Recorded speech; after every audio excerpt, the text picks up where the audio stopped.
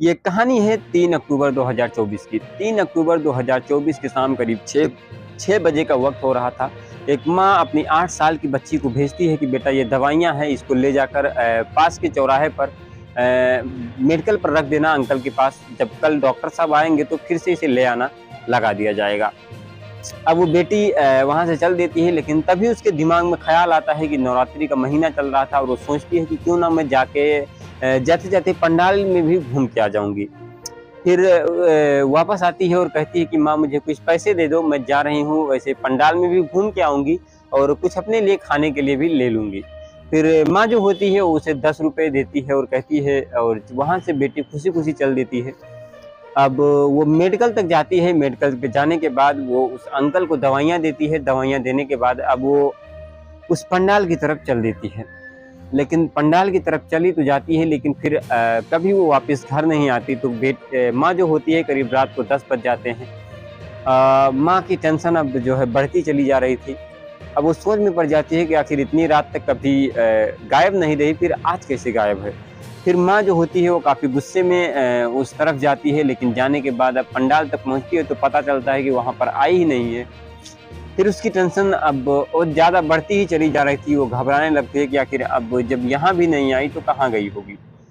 वापस घर आती है, आस-पास के पड़ोसियों को भी पता चलता है, वो भी काफ़ी ढूँढने की कोशिश करते हैं, लेकिन जब कहीं उसका पता नहीं चलता है तो उसे दिलासा दिलाते हैं, कहते हैं कि अब सुबह होने दो, अभी तो काफ़ी रात हो चुकी है, सुबह होने दो, फिर देखेंगे कहाँ गई है, क्या करेंगे।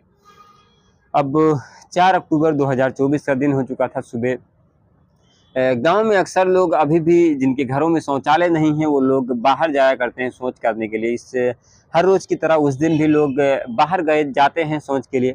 लेकिन एक व्यक्ति जब रिटर्न आ रहा था उधर से, तो उसे एक झाड़ी में कुछ दिखाई देती है। अब जब वो झाड़ी की तरफ जाता है तो वहाँ पर जैसे ही वो पहुँचता है उसकी चीखें निकल जाती हैं, वो चीखने लगता है, चिल्लाने लगता है। अब जब आस-पास में जो लोग मौजूद होते हैं, वो जब उसकी चीख-पुकार सुनते हैं तो भागे-भागे आते हैं, उससे पूछते हैं कि आखिर क्या हुआ? तुम इतना चीख क्यों रहे हो?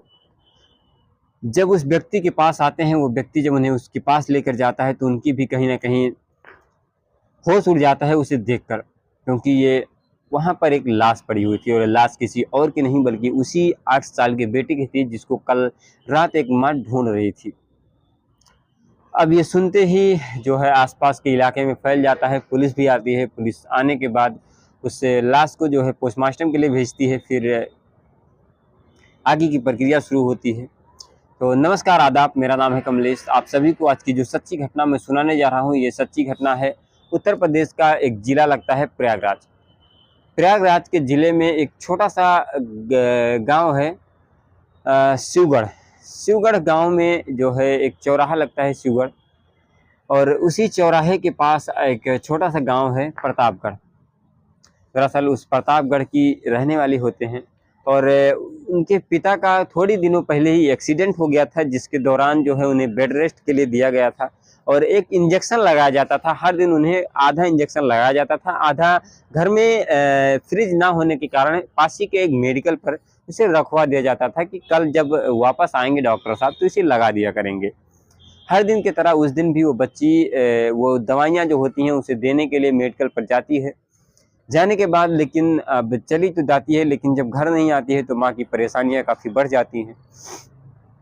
लेकिन जब रिपोर्ट आती है पोस्टमार्टम की डेट के बाद, जब पोस्टमार्टम की रिपोर्ट आती है तो पता चलता है कि बेटी की गला घोंटकर हत्या की गई है, बल्कि उसके साथ दरिंदगी के साथ उसकी रेप भी किया गया है। जब इसकी पुष्टि होती है तो अब पता लगाने की कोशिश करती है पुलिस कि आखिर ऐसा घटिया काम, घिनौना काम किसने किया होगा।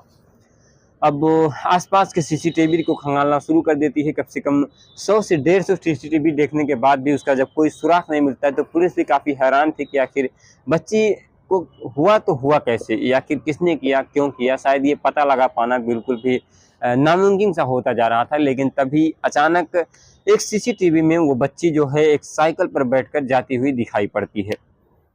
अब पुलिस को कहीं न कहीं इतना सबूत शायद ढूँढने के लिए काफ़ी था कातिल को कि आखिर इसका कातिल कौन है। अब लगातार पुलिस इसको ढूँढने की कोशिश कर देती है, और पूरी टीम जो होती है वो इसी पर जुट जाती है कि आखिर जिस साइकिल पर वो बच्ची बैठकर जा रही होती है, वो साइकिल वाला कौन है। काफ़ी मशक्क़त के बाद पता लगाया जाता है और पता चलता है कि कोई और नहीं बल्कि ये वही मेडिकल वाला है जिसके पास वो बच्ची दवाइयाँ देने गई थी। अब फिर क्या था, पुलिस जो है ढूँढनी शुरू कर देती है। काफ़ी मशक्क़त के बाद उस पुलिस वाले को गिरफ़्तार किया जाता है। गिरफ़्तार करने के बाद उस पुलिस वाले को कोर्ट ले जाया जाता है और कोर्ट में जब उससे पूछताछ की जाती है कि आखिर तुमने ऐसा क्यों किया और कैसे किया, तो वो एक कहानी के माध्यम से सुनाता है और कहता है कि जब ये बच्ची हमारे मेडिकल पर आती है तो इससे मैं पूछता हूँ, ये हमें दवाइयाँ देती है, फिर इससे मैं पूछता हूँ कि तुम अब कहाँ जाने वाली हो? तो ये कहती है कि अब मैं काशी के पंडाल में जाने वाली हूँ। फिर हमने कहा कि अगर कोई ऐतराज़ ना हो तो तुम हमारे साइकिल पर चल सकती हो, मैं तुम्हें वहाँ तक ड्रॉप कर दूँगा, छोड़ दूँगा। फिर बच्ची को कोई ऐतराज़ नहीं था, इसलिए वो उस साइकिल पर बैठ जाती है और उसके साथ चल देती है। लेकिन जब बीच रास्ते में पहुँचती है तो कहीं न कहीं अब वो जो व्यक्ति था वो काफ़ी नशे में धुंध था। नशे में धुंध होने के कारण अब कहीं न कहीं उसके ख़्याल बदल जाते हैं और वो साइकिल की रुख दूसरी तरफ मोड़ लेता है और अब उसके मन में कहीं न कहीं गंदे विचार आने शुरू हो जाते हैं और उस बच्ची को कहीं न कहीं पास के एक झाड़ी में ले जाता है, उसके साथ घटिया काम करता है, उसके साथ रेप करता है। उसके बाद उसके जब उसे वहीं पर छोड़कर जाने लगता है तो उसके दिमाग में एक ख़्याल आता है, वो सोचता है कि अब इस बच्ची ने मेरा चेहरा जो है पहचान लिया है। कहीं न कहीं अब ये घर पर जाकर बताएगी ज़रूर कि आखिर ऐसा किसने किया उसके साथ। फिर अब उसके साथ वो गला घोंटकर मारने की कोशिश करता है, लेकिन जब उससे भी वो नहीं मरती है, तो पास ही में पड़े एक पत्थर से उसके ऊपर वार करता है, जिसके बाद उसकी वहीं पर ऑन द स्पॉट डेथ हो जाती है। अब कहीं न कहीं उसको तो सज़ा मिल चुकी है, उसे कोर्ट ने सज़ा दिया है और अब कड़ी से कड़ी और भी सज़ा देने की कोशिश की जा रही है उसको कि कड़ी से कड़ी सज़ा दी जाए। लेकिन कहीं न कहीं अब सोचने की बात ये है कि आखिर हमारी बहन-बेटियों के साथ ऐसा कब तक होता रहेगा, शायद ये सोचने की बात है। लगातार ऐसे केसेस जो है कम होने के बजाय बढ़ते ही जा रहे हैं। आखिर ये कब सुधरेंगे पता नहीं। इसी को सोचते हुए शायद सरकार से को कहीं न कहीं इस पर कड़े कदम उठाने की ज़रूरत है। एक ज़माना हुआ करता था कि जब घर में बेटियाँ होती थी तो मातम छा जाया करता था कि अब इनका पालन-पोषण कौन करेगा? इनके शादी-विवाह कौन करेगा? जब लोगों की मेंटालिटी इतनी अच्छी हुई कि अब लोग बेटी और बेटे में जब फ़र्क नहीं समझ रहे हैं, तो कहीं न कहीं अब इन दरिंदों को से के कौन बचाएगा, शायद ये सोचने की बात है। तो इस कहानी को सुनाने का मकसद किसी को हैरान करना या किसी को परेशान करना नहीं है, बल्कि लोगों के अंदर एक जागरूकता फैलाने की कोशिश है। बाकी आप लोगों को हमारी ये कोशिश कैसी लगी, कमेंट करके ज़रूर से बताना। तो हम मिलते हैं किसी नए वीडियो के साथ, तब तक के लिए जय हिंद, जय भारत।